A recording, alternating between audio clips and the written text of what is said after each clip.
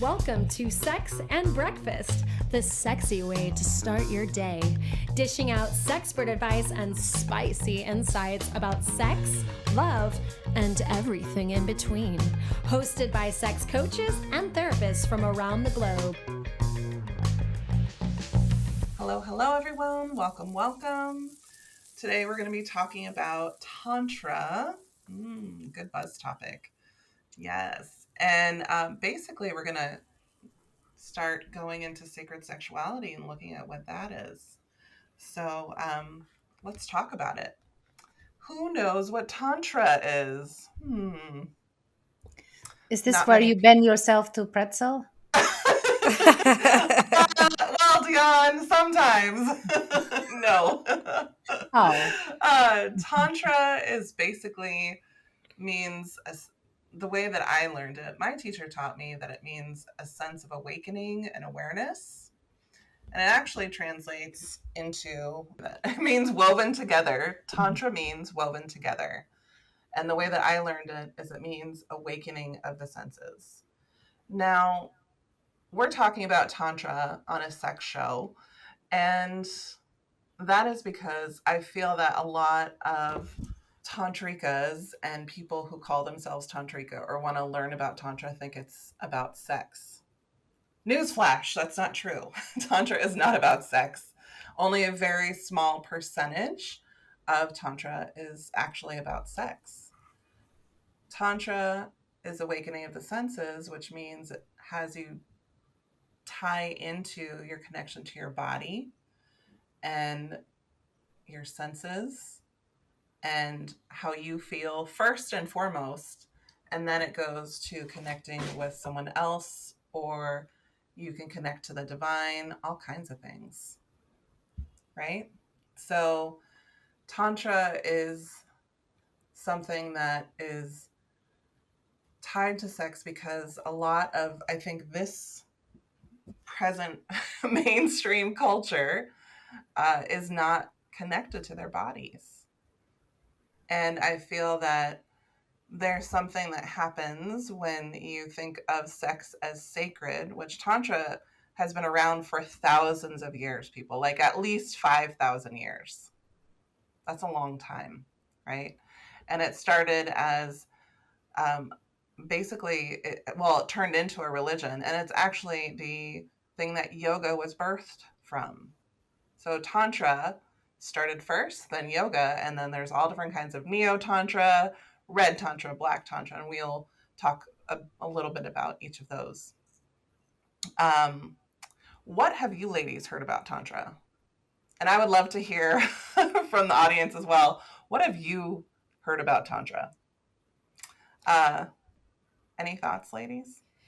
Well, I have a lot of clients who are interested in Tantra for that. When they first come to me, they are like, "Oh, I want to have semen retention. Isn't that a Tantra practice?"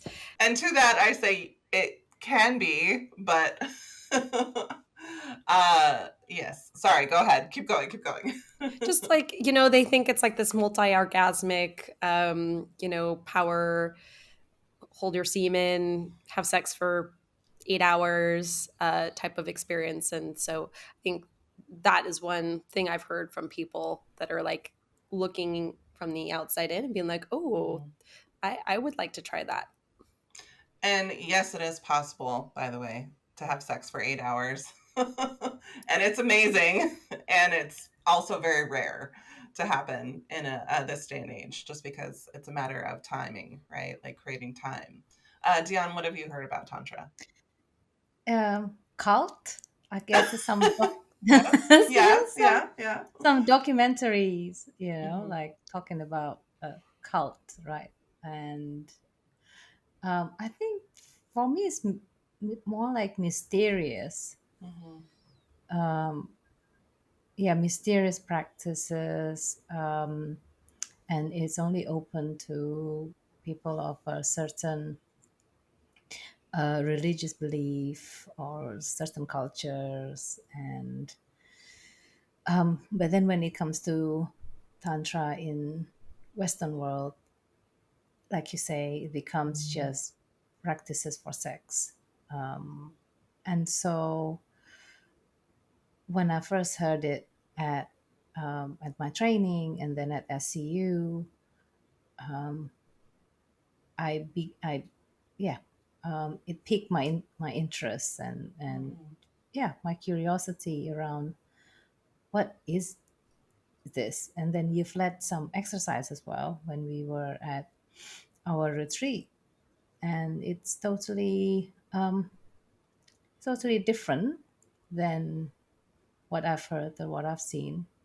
It's very much like very much like trying to connect with our body, not sexual at all. It's like opening up Yeah. our body, being grounded in the body. So then, yeah, so I think you've demystified a lot of things, but in general, very Okay. cultish.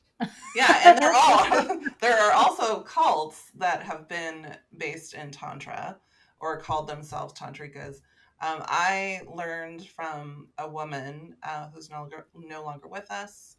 Her name was Sama Zadora, who learned from her teacher, who learned from his teacher, and then it goes back all the way back because there was nothing that was written or published about this particular kind of Tantra. Although you can find like, gosh, drawing a blank on the book, but there's a Tantra from um, Buddhism, right?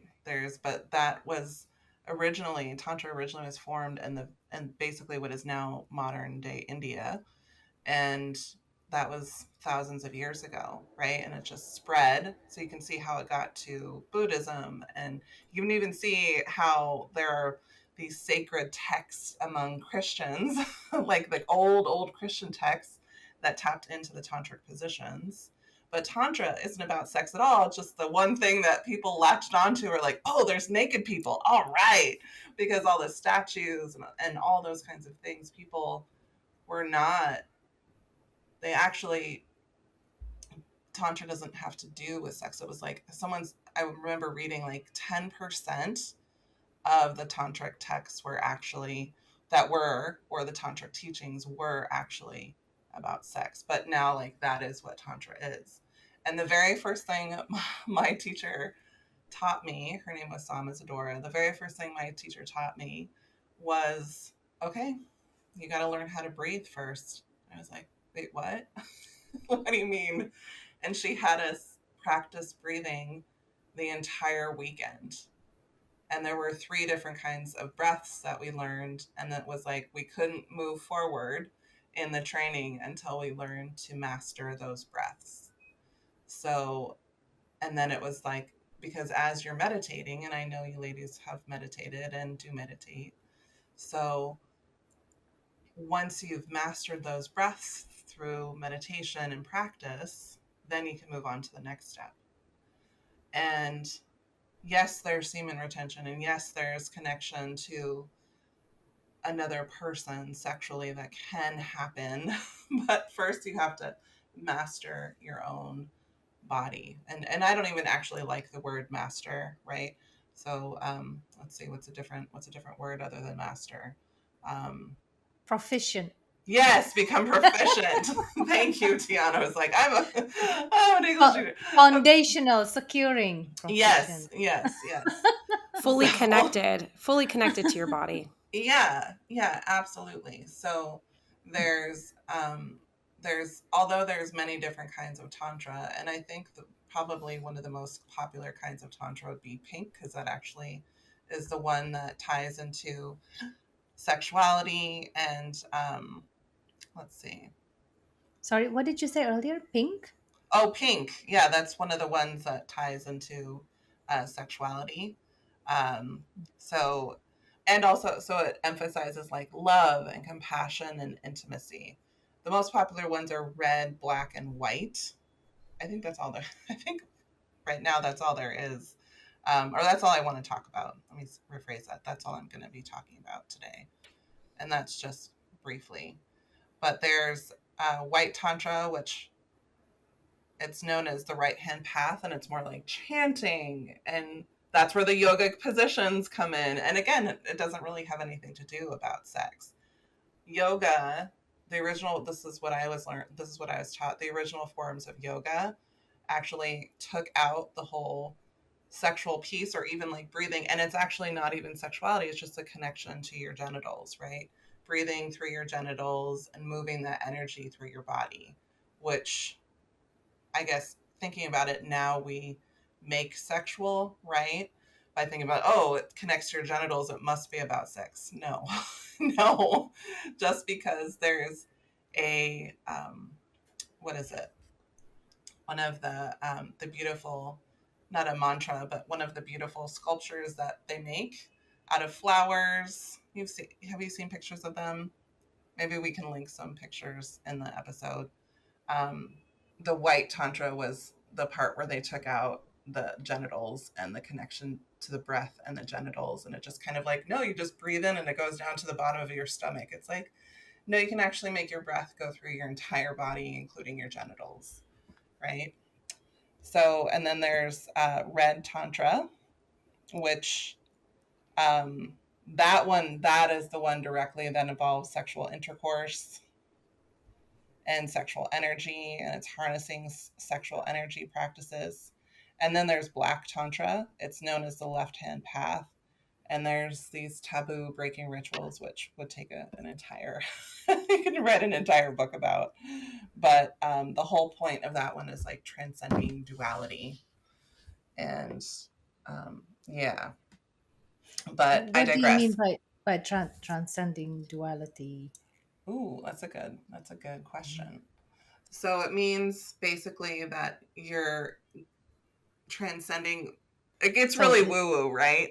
Well, it gets into the spiritual aspect of things, right? I mean, Right. the French say orgasm is a little death. Mm-hmm.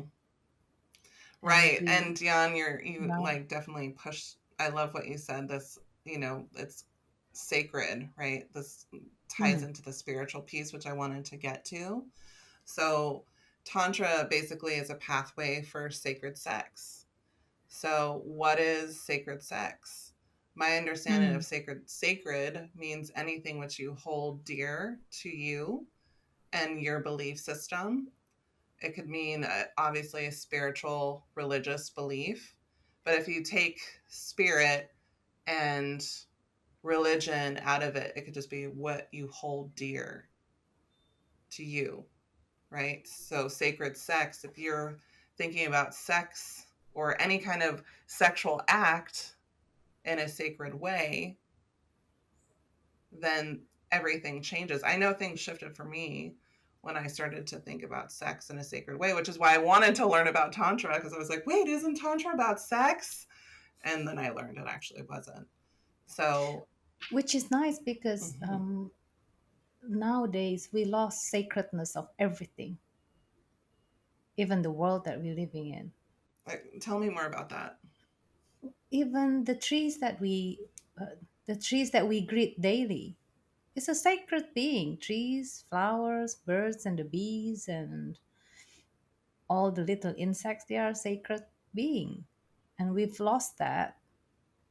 I'm not going to go on and rant about capitalism and patriarchy and all this. Oh, but why? Maybe we'll make that an episode. Capitalism of sex. That will be great. Stay tuned for part 2 of this episode. Until then, send us some love by sharing, hitting subscribe, and leave a review. It really helps us connect to more incredible people like you. If you want to learn more about sex coaching or therapy, you can find us at sexandbreakfastpodcast.com, and be sure to follow us on Instagram at Sex and Breakfast Podcast. The people helping us cook this all up are Michael Merle, creating our tasty tunes, dishing out our audio and video is Max Rainier, and our delectable visual designs by Brie Vilaubi.